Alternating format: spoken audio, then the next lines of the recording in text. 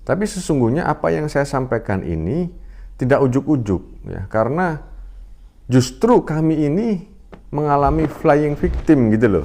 Ini flying victim gitu loh.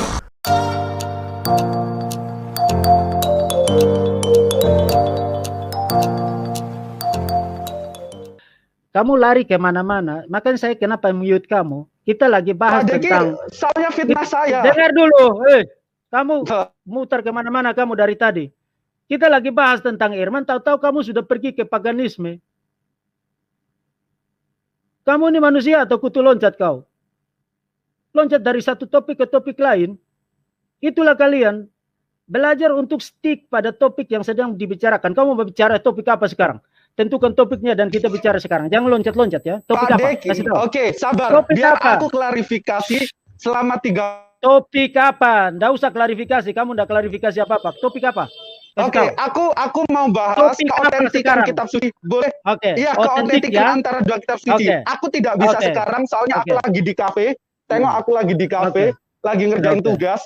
Kalau bisa besok nanti saya cari kontak WA Pak Deki atau email, saya hubungi. Kita jadwalkan nanti besok, di room Pak Deki, nggak apa-apa. Nanti besok saya live di sini, kamu masuk aja. Oke, aku sekarang jujur saya nggak bisa lagi di kafe ngerjain tugas. Tetapi saya tidak pernah melakukan sebuah kejahatan intelektual.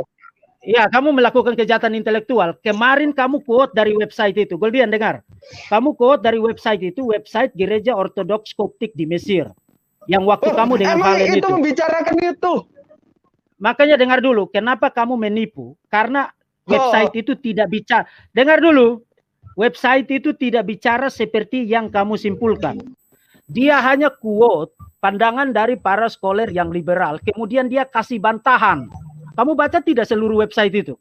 Dia kasih 3 atau 4 bantahan kalau saya tidak salah ingat untuk klaim itu. Karena itu website dari Gereja Ortodoks. Kamu salah gunakan sumbermu. Kamu menipu publik dengan memperlihatkan sebuah website yang dipublikasikan oleh Gereja Ortodoks Mesir. Jangan playing victim.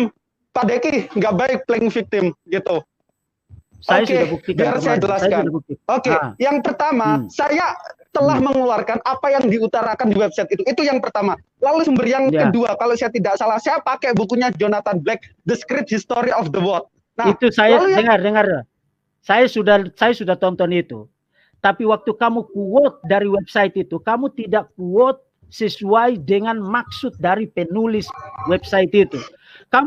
Dia kan lagi quote pandangan para scholar yang mengklaim bahwa ada hubungan antara Osiris dengan klaim mengenai kematian dan kebangkitan Yesus. Tapi bukan berarti dia anggap itu. Dengar dulu, kamu tidak ngerti tentang sumber bacaanmu. Kamu pikir karena ada kalimat itu, maka website itu mendukung kesimpulan kamu. Dia tidak percaya begitu, karena dia kasih bantahan ada 3 atau 4. Tapi kamu kutip dari website itu, kamu bilang bahwa ini ada buktinya, terbukti bahwa klaim mengenai kematian dan kebangkitan Yesus itu dipinjam dari Osiris. Nggak usah playing victim, Pak Deki. Nah, itu bukan playing victim. Saya sudah buktikan itu. Kita bisa bahas berseri secara live, secara berdialog. Kamu mengerti enggak playing victim? Apa artinya playing victim? Tahu. Iya. Apa? Pak Deki lagi mengalihkan isu. Oke, sabar. Jangan bermain di atas. Lihat kan? Playing victim artinya mengalihkan isu. Playing victim artinya mengalihkan isu. Kamu enggak ngerti istilah intermezzo. Siapa? Itu intermezzo kalau mengalihkan isu. Nah, terus jangan lagi bermain istilah dengan saya. Jangan lagi. Victim artinya kamu menggunakan istilah tapi kamu tidak ngerti istilah. Ketika saya ngomongin apa artinya? Biar saya dengar. Makanya kamu itu sangat membosankan untuk kita ngomong dengan kamu. Kamu tidak ngerti apa itu playing victim dengan sebuah analogi. Apa? Playing victim artinya apa? Ya, saya jangan di mood. Saya jangan di mood terus. Boleh saya jelaskan? Oke, Pak Deki diam, jangan kepanasan. Ketika saya lagi membicarakan tentang fakta, lalu Pak Deki memfitnah, yang saya bicarakan Z, padahal yang saya bicarakan A. Itu namanya playing victim. Sebentar, kamu diam dulu. Saya mau lihat kolom komentar. Halo, yang ikut ini, playing victim artinya begitu. Jadi kita lagi bicara ini, kemudian tahu-tahu klaim begini, fitnah begini, itu playing victim. Coba, ada yang konfirmasi. Itu arti playing victim atau bukan? Ya itu artinya Pak Deki. Loh. Dengar ya, Oke. Dengar. Playing victim itu artinya berpura-pura sebagai korban. Itu playing victim. Itu yang kamu lakukan. Bukan saya yang lakukan itu. Itu playing victim. Kamu tuh bahkan playing victim saja kamu nggak ngerti loh. Tapi Silahkan kamu berani cari dimanapun, jangan bersembunyi. Oke. Kamu tidak mengerti apa-apa, Goldian. Kamu nggak ngerti apa-apa. Saya besok masuk kembali lagi, ke website ya, tadi.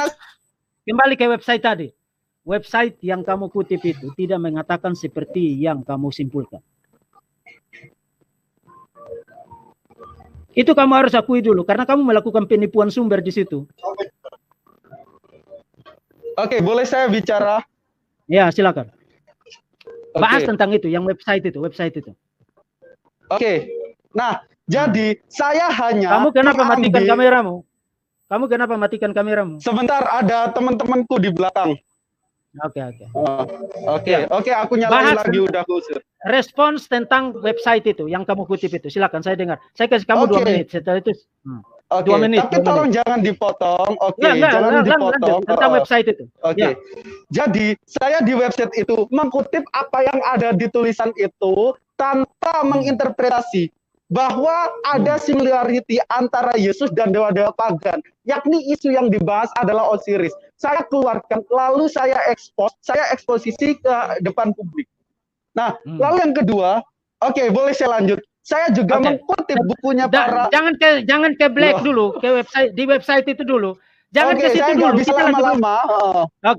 Sekarang begini, sebelum kamu pergi. Saya jujur saya lagi di luar. Iya, saya udah tahu, nggak apa-apa, Goldian, nggak apa-apa. Saya nggak marah sama kamu kok. Dengar, website itu memang bilang begitu, tapi kamu harus mengerti, dia quote atau merepresentasikan pandangan orang. Itu bukan pandangan dia. Jadi kamu tidak bisa jadikan itu sebagai bukti untuk kesimpulan kamu. Karena itu bukan pandangan dia, dia kasih bantahan loh Goldian. Coba kamu balik dan baca lagi website itu. Even dia kutip dari Agustinus, even dia kutip dari para scholar yang menyatakan bahwa tidak ada hubungan 101, hubungan positif antara paganisme dan kekristenan. Itu di dalam website itu loh. Lagian secara logik itu begini Goldian. Itu websitenya gereja Koptik Mesir loh. Bagaimana mungkin gereja Koptik Mesir mengklaim begitu? Itu sama seperti saya kutip dari website Sunnah.com, kemudian saya bilang terbukti bahwa Sunnah.com bilang Muhammad bukan nabi. Itu kan sesuatu yang impossible. Kamu ngerti nggak analogi itu? Jadi kamu misuse sumber itu. Dan kamu menipu publik dengan sebuah sumber yang tidak mengatakan apa yang kamu simpulkan. Apa adanya. Enggak, silakan cek lagi video saya. Ini anak nggak ngerti apa-apa. Kamu pergi aja. Nanti besok kamu datang lagi. Kamu nggak ngerti apa-apa. Jadi Goldian ini dia pikir karena tertulis begitu di website itu, maka itu adalah bukti bahwa ada hubungan antara kekristenan dan paganisme. Nah itu yang disebut dengan penipuan. Website itu tidak bermaksud untuk mengatakan ada hubungan antara kekristenan dan paganisme. Website itu mengutip para scholar liberal dari aliran history of religion, aliran sejarah agama-agama. Kemudian dia kasih bantahan. Dia kasih 3 atau 4 bantahan. Itu website gereja Koptik Mesir loh. Masa gereja Koptik Mesir bilang ada hubungan antara kekristenan dan paganisme? Nah ini anak nggak ngerti apa-apa. Istilah playing victim aja dia nggak ngerti. Istilah bapak-bapak apostolik aja dia nggak ngerti. Kritik tekstual itu apa bukti-bukti yang digunakan untuk orang bicara tentang. Dia nggak ngerti. Begitu dia tersudut, mendadak dia kutip ayat. Kasihilah musuhmu melihat selumbar. Nah, dia pindah ke topik lain. Itulah Muslims. Mereka seperti tupai yang meloncat dari satu dahan ke dahan yang lain. Disuruh untuk stick ke satu topik spesifik. Mereka tidak akan bisa di situ. Oke, sekarang hampir jam 9 ya. Mungkin saya terima satu dulu ya Pak Gulo. Halo Pak Gulo.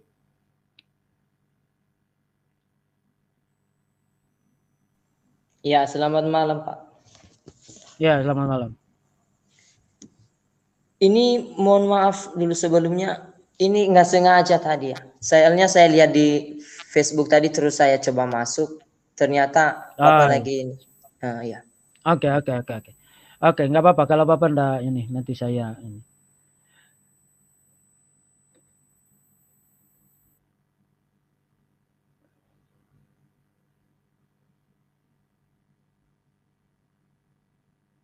Dia enggak ngerti apa-apa. Goldian itu enggak ngerti apa-apa. Semua istilah-istilah teknis yang penting di dalam keilmuan, konteks di mana dia bicara tentang kitab suci. Kekristenan enggak ada masalah, kita mau bicara tentang itu. Kita mau bicara berapa jam pun oke kita. Tapi orang harus punya basic knowledge dulu. Hal-hal basic tentang kritik tekstual dia enggak ngerti apa-apa, tapi dia mau bicara tentang otentisitas kitab suci. Kita mau bicara manuskrip, kita mau bicara tentang apa namanya carbon dating, kita mau bicara tentang external evidences, internal evidences dan lain sebagainya. Itu dia bakal enggak ngerti. Jadi kita akan menghabiskan banyak waktu hanya untuk menjelaskan istilah. Bahkan istilah playing victim aja dia enggak ngerti. Nah, jadi muslim itu hanya butuh modal petantang petenteng, modal cuap-cuap, modal berani maju tak gentar, otak enggak ada isi enggak apa-apa. Enggak ada isi enggak apa-apa. Tapi hebat banget dia nuduh saya bersembunyi di balik retorika. Retorika apa?